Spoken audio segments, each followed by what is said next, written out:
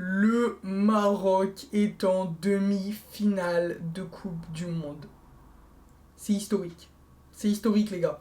J'espère que vous allez bien. Nouvelle vidéo, on va débriefer ce match entre le Maroc et le Portugal.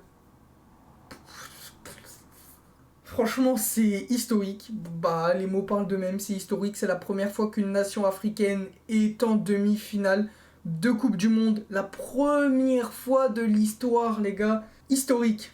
Historique, vraiment. Et je m'attendais vraiment pas à ce que le Maroc sorte le Portugal pour le coup. C'est une grosse surprise. Une grosse surprise pour moi. Parce que franchement, je m'y attendais clairement pas. Déjà, je les voyais pas sortir de la poule. Avec tout le respect que j'ai pour eux, voilà, je les voyais pas gagner contre l'Espagne, avec tout le respect que j'ai pour eux.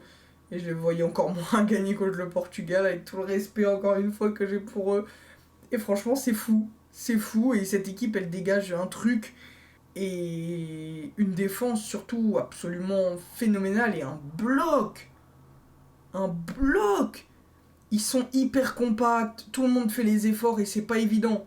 C'est pas ils se mettent à 11 derrière, leurs contre-attaques sont hyper bien exploitées.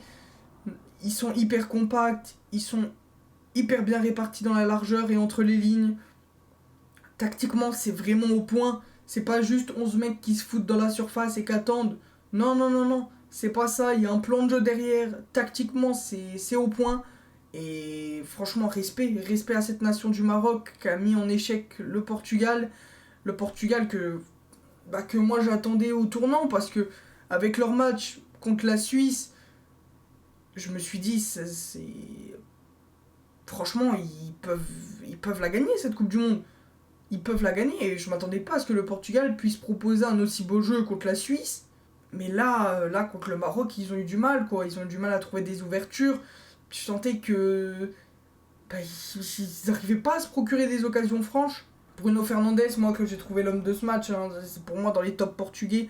Enfin, il manquait un peu de justesse à certains moments, mais Bruno Fernandes, il était dans tous les bons coups portugais, c'est plus ça. Et franchement, c'est fou ce qui s'est passé. Bon, et puis le Maroc a pas.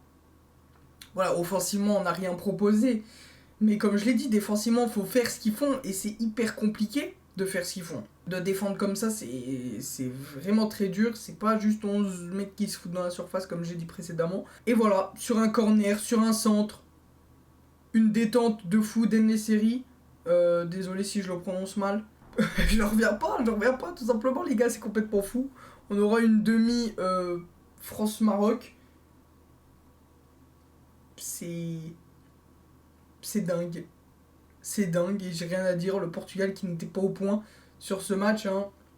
Tout simplement, Bounou qui sort encore une fois un match de fou furieux. Ça va être compliqué pour l'équipe de France face au Maroc. Ça va pas être facile. Ça va pas être facile. Faudra voir aussi parce que en plus de ça, les gars, ils prennent 0 but, mais franchement, moi je me suis dit, ça va être déjà très compliqué pour eux avec tous leurs titulaires, mais ils avaient Aguerd qui était pas là et ils avaient Mazraoui qui était pas là également. Je me suis dit, non, ça va tomber, mais non. Donc est-ce que Mazraoui et Aguerd seront là pour le match contre l'équipe de France? J'avoue que j'ai pas d'infos, je sais pas du tout. Est-ce que Saïs sera apte à jouer? Saïs qui est sorti sur civière. Ça pue pour Saïs. Si 3 de leurs défenseurs sont absents sur 4,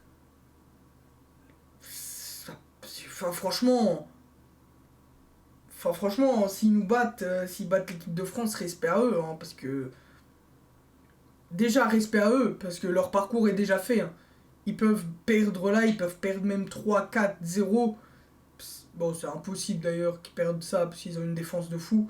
Même les remplaçants sont hyper au point.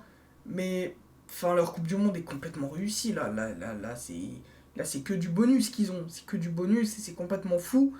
Et le Portugal que j'ai pas trouvé hyper dedans. Tout simplement, ils font pas leur match et ils tombent et c'est triste pour Ronaldo surtout. C'est quand même la dernière Coupe du Monde de ce grand homme, de cette légende. Donc forcément que ça fait chier, mais il fallait passer par là. Et c'est maintenant. Donc ça fait chier pour lui, bien évidemment. Mais bah, c'est comme ça, c'est le foot, c'est sa dernière Coupe du Monde. Et c'est triste de se dire ça, mais c'est la fin d'une ère. C'est la fin d'une ère, l'ère Ronaldo est maintenant passée, et voilà, c'est fini. En club, il est plus le centre autant qu'avant, et en nation aussi. En nation aussi. Et le match de Gonzalo Ramos contre la Suisse, bah, l'a démontré avec son triplé. Là, Gonzalo Ramos qui a vraiment eu du mal à être trouvé, je pense, je sais même pas s'il a fait un tir. Je sais même pas s'il a fait un tir, il a vraiment eu du mal à être trouvé. Et cette équipe du Portugal que moi je sentais bien, et bah qui tombe finalement. Et c'est comme ça. C'est comme ça les gars, voilà, très courte vidéo, je voulais juste vous donner mon avis et réagir à cette qualification du Maroc qui est vraiment exceptionnelle. Bravo à tous mes amis marocains, franchement. S'il y a des Marocains qui regardent la vidéo, n'hésitez pas à me le dire dans les commentaires, dites-moi. Et franchement, respect à vous. Respect à vous les gars, et très belle Coupe du Monde en tout cas. Et voilà, je voulais juste vous donner mon avis sur ce match, pas rentrer dans un débrief hyper tactique encore une fois.